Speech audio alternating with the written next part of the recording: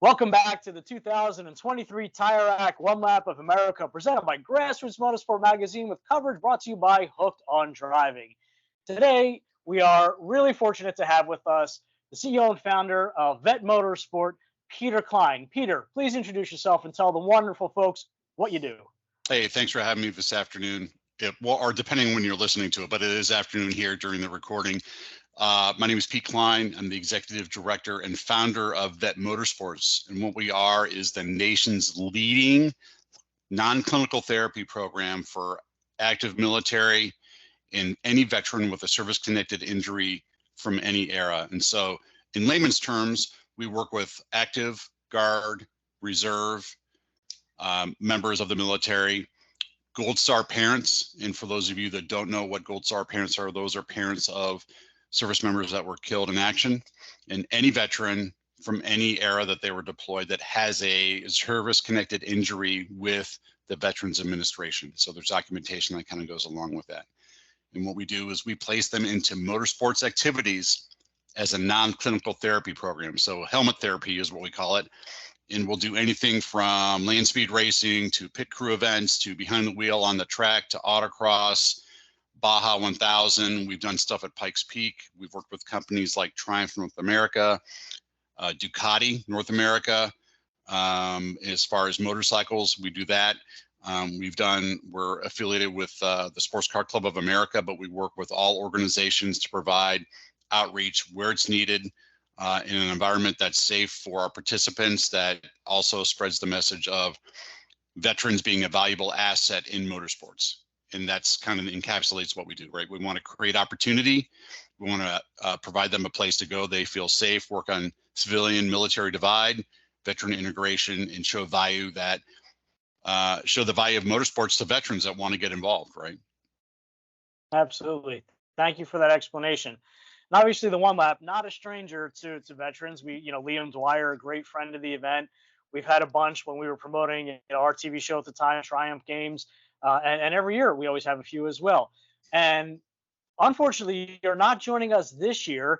Chris Vanderwalk, another vet and good friend of the event, good personal friend too, reached out and connected us, just saying, hey, these guys are worthwhile, he's good people.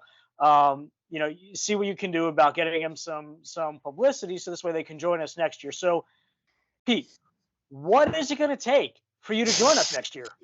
Well, I think that's a great question, and I think it's kind of I'll pull back the onion a little bit. There's a couple of layers to that. I think the easiest thing to do, and really I have to say this too. First of all, we don't sponsor teams, right? We're a nonprofit. We're a 501c3.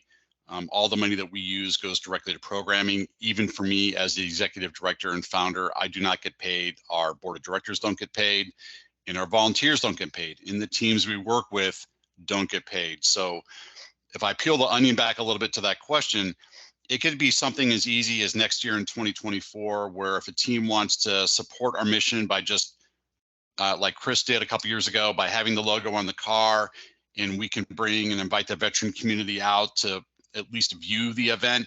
That's the easiest low-hanging fruit thing that we can do right now, right? Just get people invited and excited to know what One Lap is about. And then you kind of march it up the ladder, and you're looking at, can we get new drivers into One Lap that want to participate, that have never done it, that meet our participant criteria, right? And then it goes up, either using a car or getting a sponsor to provide a car. We've done stuff as far as getting para drivers their race license down in Texas at MSR Houston.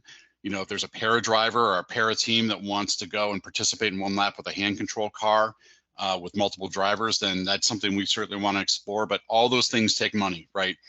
All those things that we want to do to expose them to motorsports take money. So if there's a donor that wants to come along and make a tax deductible contribution that's specifically for One Lap, that will fund that program, whether it's paying for the entry fee or paying for lodging and food and gas or whatever the case may be, then we want to have that conversation, right? It's about creating excitement. It's about creating opportunity. And how do we do that? And how can we get that going? And that's what we want to do for 2024, right? I think you guys are already talking about 2024, right? You're already in, the event's already at where it's going to be for this year. You're probably already going to start talking about next year. This is the time to have those conversations, right? If he only No. knew. Right. Yeah. I love So, how you think we're better than what we are. right. I tend to work in 6-month increments, right? So we tend to think 6 months out. So and really one lap for us, I mean, we're not new to it by any stretch, but I think for us as an organization, if we look at a high profile event such as this, it really fits into what we do, right?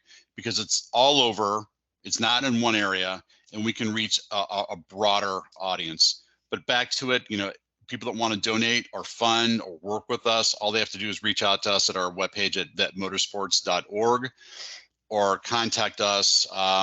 Yeah, really at our webpage. If they want to talk about making a donation or making something specific for one lap, we can certainly do that. We certainly have a pool of drivers that will be interested, or if they're veterans watching this, you know, or somebody in the military is watching this that wants to participate, wants to learn more, they want to go to our webpage at vetmotorsports.org and see how they can get involved. If it's not with one lap, obviously we're talking about one lap today, but if they want to do something else with us, then we certainly want to have that conversation as well. That's fun. And I'm guessing that you're the type of individual who, if somebody has a question, you're going to give them your cell phone number, you're going to answer, you're going to walk them through it. I mean, apart from being a barbecue aficionado, motorsport enthusiast, and somebody who's Right. who's a fan of the one lap, you just strike me as that kind of individual. So, apart from going to the website, which again, if you can repeat for us, what are some of the easiest ways, or let's try it this way. Better yet, let's give Right. people 3 challenges that they Right. can do if they're watching this to go and support you. What are the 3 things that you would ask them to do? One, they can reach out to us. That's the easy, right? So they can email me at director@vetmotorsports.org. That would be number one. Number two, if they go to our webpage, we have a cell phone. They can send a text or call me directly on our corporate nonprofit phone number, right? And the third thing is just make a donation, right? If you go to our webpage, there's a donation button, and then they can make a donation that's specifically targeted for one lap. And I think let's make it 4, right? So then the fourth is this, right?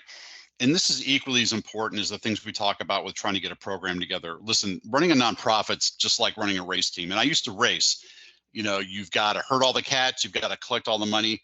But your outreach is specifically for veterans in need. So my fourth ask, I'm going to raise it up here, 4 through the screen, right? Our fourth ask is going to be, if you're a veteran in need or in the military and in crisis, and you think that you could benefit from a program, we want to hear from you, right? And that really should be the first ask, right? If you feel that you're going to benefit, you need a sense of community, reach out to us.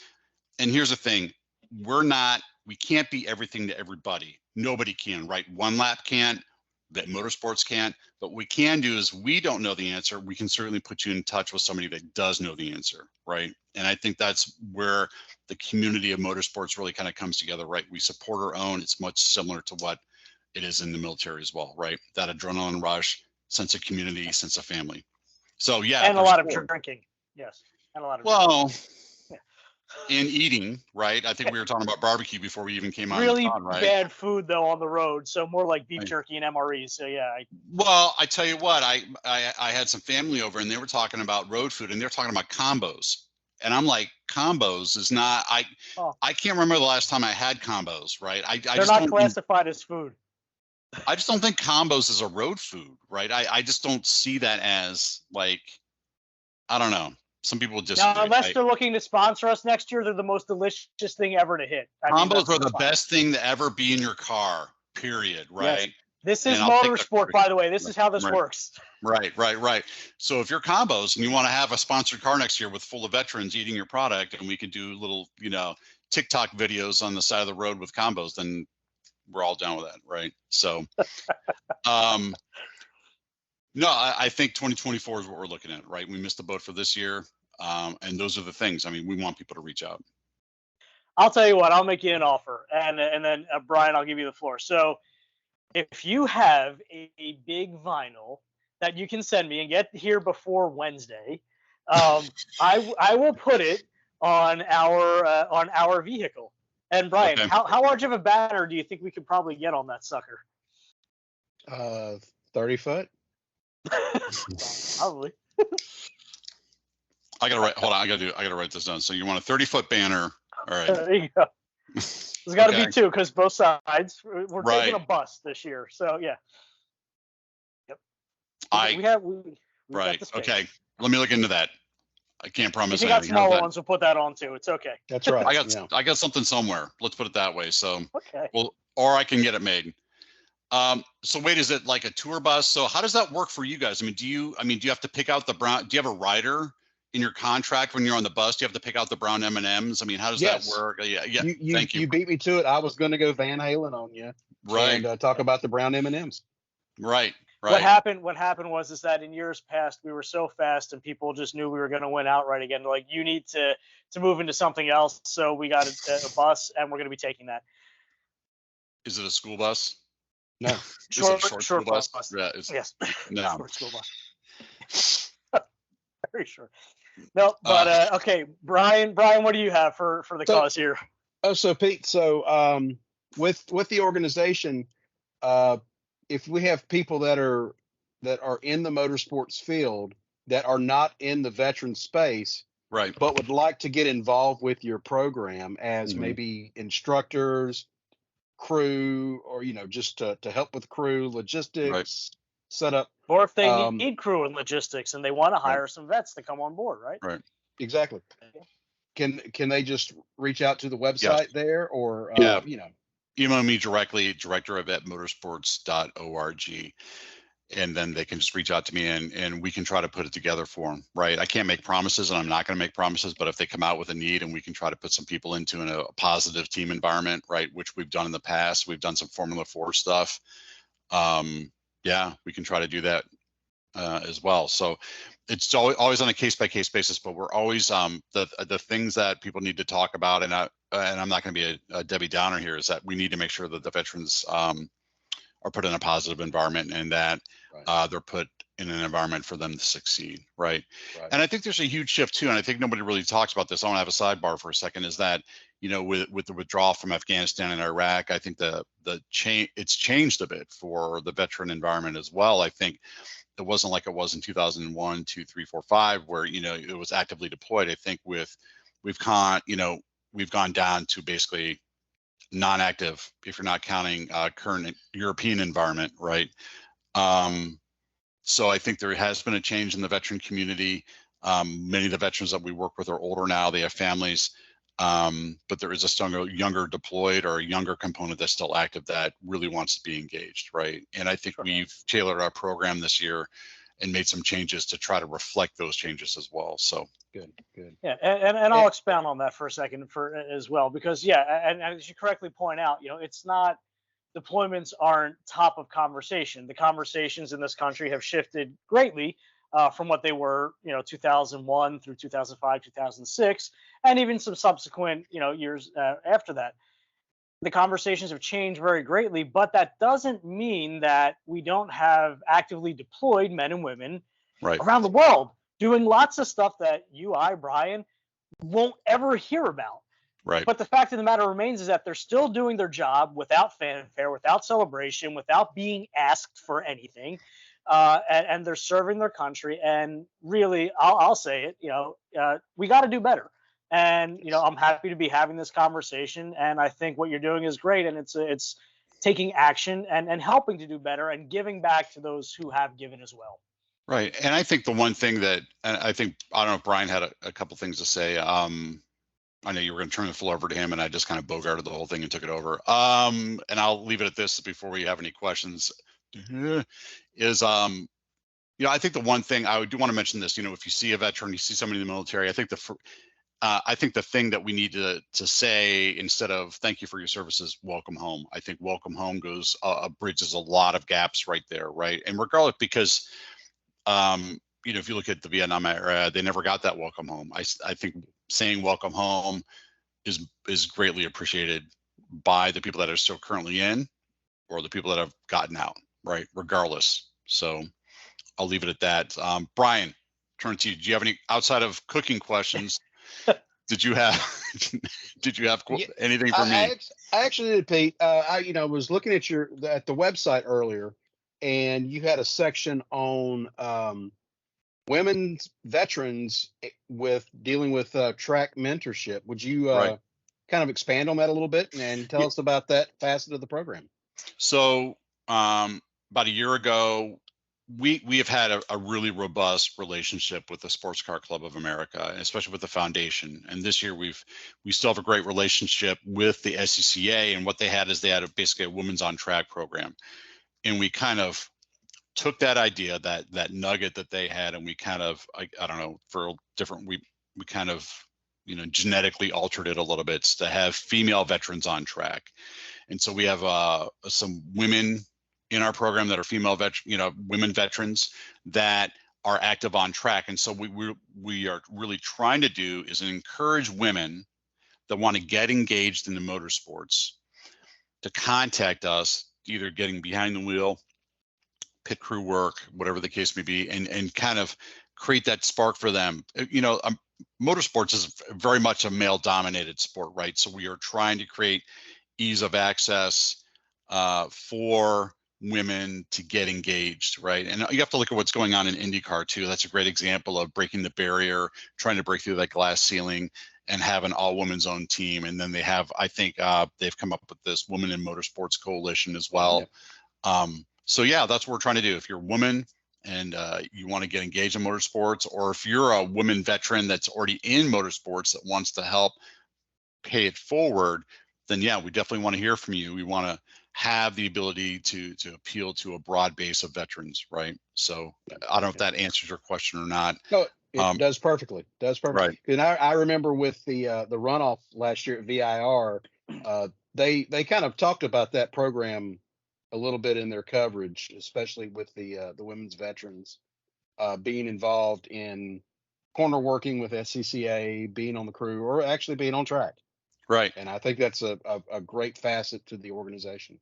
There's a huge thing. Listen, we could talk motorsports and barbecue all night long, right? I think the thing that that some people, they watch, and I don't know if this is the issue with One Lap, and I maybe, I'd love to hear some thoughts on this, is that, we are looking at a huge vacuum of talent leaving motorsports because they've aged out, right? If you look at the greatest generation of people, Vietnam era veterans and older, they built motorsports after World War II, right? And now you have a lot of them aging out. And how do you fill that talent pool, whether it's corner working or mechanics or drivers, right? And you have a captive group of people, the veteran population, the military population, that can fill that void, right? But you've got to educate them and let them know that these opportunities exist, regardless of gender, Absolutely. Regardless of the color of their skin, regardless of age, right? This is a great opportunity for them to find a sense of community. And so how do we take that? How do we take that and amplify it? And I guess the question I want to ask One Lap, and I don't know if you're ready for a question like this, is that what is the turnaround like with One Lap? Do you have, has there been a decrease or increase? Do you see these fluctuations in engagement based on people aging out, or how does that work with One Lap? Do you track all those stats? So it's a great question, and it's one that we do have an answer for.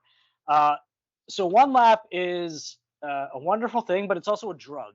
And what's neat about this event is after you do it once, your internal body clock resets to now your year begins and ends in May.